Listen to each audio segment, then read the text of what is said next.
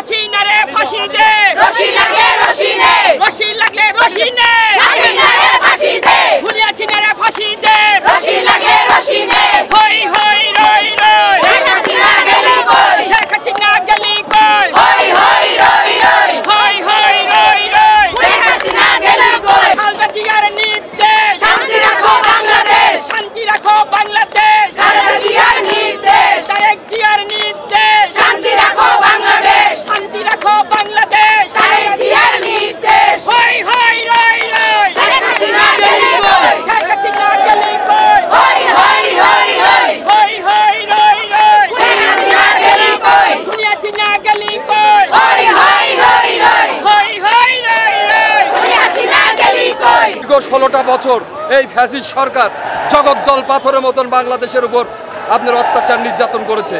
ইতিহাস কাউকে ক্ষমা করে না, ইতিহাস কাউকে ক্ষমা করে না। তার প্রমাণ এই ফ্যাসিস্ট সরকার। এই ফ্যাসিস্ট সরকারকে ছাত্র জনতা গণ অভ্যুত্থানের মাধ্যমে যে পতন ঘটেছে, বাংলাদেশের ইতিহাস কেন পৃথিবীর ইতিহাসে এত ন্যাক্কারজনক পতন ঘটে নাই।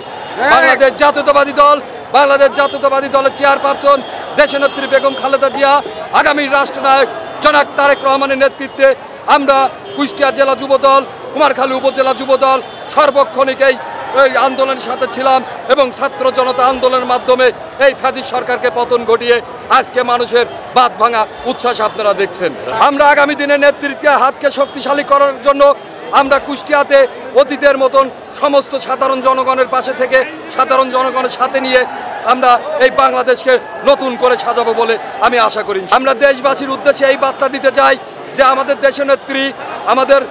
দেশনেত্রী বেগম খালেদা জিয়া এবং তারুণ্যের অহংকার আগামী দিনের রাষ্ট্রনায়ক জনাব তারেক রহমান এই দেশবাসীকে যাতে আগামী দিন শান্তিতে বসবাস করতে পারে সব শ্রেণী পেশার মানুষ, এটাই আমরা বার্তা দিচ্ছি। প্রথমে আমি মহান রব্বুল আলামিনের কাছে শুকরিয়া আদায় করছি। আমি 52 দেখি না, 71ও দেখি না, কিন্তু 2024 আমি দেখেছি। আমার মনে হয় না যে 52 বা 71-এ এই রকমের যে জ্বর এসেছে। এখন তো আপনারা দেখেছেন যে আগস্টের 5 তারিখ এটা জাতীয় শোক দিবস তারা পালন করছে, কিন্তু এখন আমাদের এই আগস্টের 5 তারিখ আমরা জাতীয় বিজয় উৎসব পালন করবো। এই নিয়ে আমি বলবো এর সাথে আমি একত্রতা প্রকাশ করছি, কারণ জনগণ যা বলবে তাই। আজকে আপনার 5ই আগস্ট আমরা দেশ স্বাধীন করেছি নতুন করে। এই অবৈধ এই স্বৈরাচার সরকার আমার দেশনেত্রী বেগম খালেদা জিয়া বলছিল যে এই আওয়ামী লীগকে পচে গুলে গন্ধ ছুটে যাবে, মানুষ থুতু মারবে। আমার দেশনেত্রী বেগম খালেদা জিয়ার কথা আজকে সঠিক হয়েছে। 16 বছর পরে এই আওয়ামী লীগ মানুষের কাছে এত পচে গেছে, এত দুর্গন্ধ ছড়ায় গেছে, আমার মনে হয় না বিগত 50 বছরে আওয়ামী লীগ এই বাংলাদেশে আসতে পারবে বা এই আওয়ামী লীগের নাম থাকবে, আমার মনে হয় না। আপনারা দেখেছেন যে দেশনেত্রী আমাদের 1-11-র সময় আমাদের দেশনেত্রী বেগম খালেদা জিয়াকে মইনুল সেনাপ্রধান যে ছিল ফখরুদ্দিন মইনুল, তারা দুইজনেই ম্যাডামকে দেশের বাইরে পাঠাতে চেয়েছিল, কিন্তু আমাদের ম্যাডাম কিন্তু যায় নাই জনগণকে ছেড়ে। সে বলছে না, আমি এই দেশের, আমি কেন আমার জনগণকে ছেড়ে আমি কেন বিদেশে যাব, আমি যাব না। আমি আমার সন্তানদের ছেড়ে আমি কোথাও যাব না। আমি বাঁচলেও এই দেশে বাঁচবো, মরলেও এই দেশে মরবো। কিন্তু দেখেন এই অবৈধ হাসিনা সে কিন্তু 1-11-র সময় ঠিকই সে বাহিরে চলে গেছিল। সেই ফখরুদ্দিন মঈনুদ্দিনের পরামর্শেই কিন্তু সে প্রধানমন্ত্রী হয়েছিল। সে কিন্তু জনগণের চিন্তা করে না। আপনারা দেখেন পরপর যে 2-3বার নির্বাচনে সে এসেছে, কোনো জনগণ কিন্তু তাকে ভোট দেয় নাই। এইবার নির্বাচনে তো 2%ও ভোট পায় নাই, তাহলে কিভাবে সে প্রধানমন্ত্রী হয়? জনগণই যদি তাকে ভোট না দেয় তাহলে প্রধানমন্ত্রী কিভাবে হয়? আর আমাদের দেশনেত্রী বেগম খালেদা জিয়া 3বারের প্রধানমন্ত্রী, তারপরও 5টি আসন থেকে সে কোনো নির্বাচনে পরাজিত হয় নাই। সাধারণ মানুষের ভিতরে দেশনেত্রী বেগম খালেদা জিয়ার জন্য যে এত সম্মান, এত শ্রদ্ধা, এটা এইভাবেই তৈরি হয় নাই।